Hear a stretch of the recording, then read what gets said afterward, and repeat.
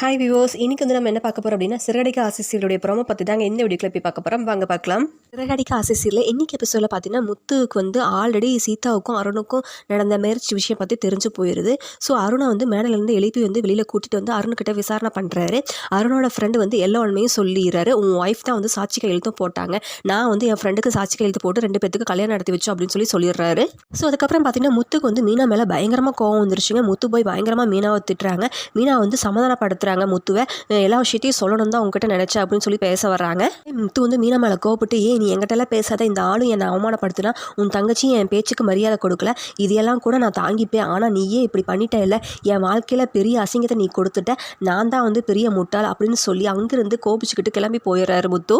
அதுக்கப்புறம் மீனாவுடைய அம்மா வந்து மாப்பிள்ளை தான் வந்து நமக்கு முக்கியம், அவர் உன்னுடைய எப்படி பார்த்துக்கிட்டாரு, அன்பாக பார்த்துக்கிட்டாரு இல்லையா, கண்டிப்பாக அவர்கிட்ட நீ சொல்லியிருக்கணும்லன்னு சொல்லி மீனாவையும் வந்து மீனாவுடைய அம்மா திட்டுறாங்க பயங்கரமாக. ஸோ இதுக்கப்புறம் பார்த்துக்கிட்டிங்கன்னா மீனாவும் சரி சீதாவும் சரி முத்துவை தேடி போகிறாங்க. எப்படியாவது முத்து வந்து கூட்டிகிட்டு வந்து தான் இந்த கல்யாணம் நடத்தணும்னு சொல்லி 2 பேரும் அங்கேருந்து கிளம்பி போகிறாங்க.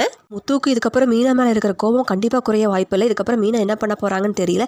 இதுக்கு முத்து திரும்ப வந்து இந்த கல்யாணத்தை எடுத்து நடத்தி வைப்பாரான்னு தெரியல.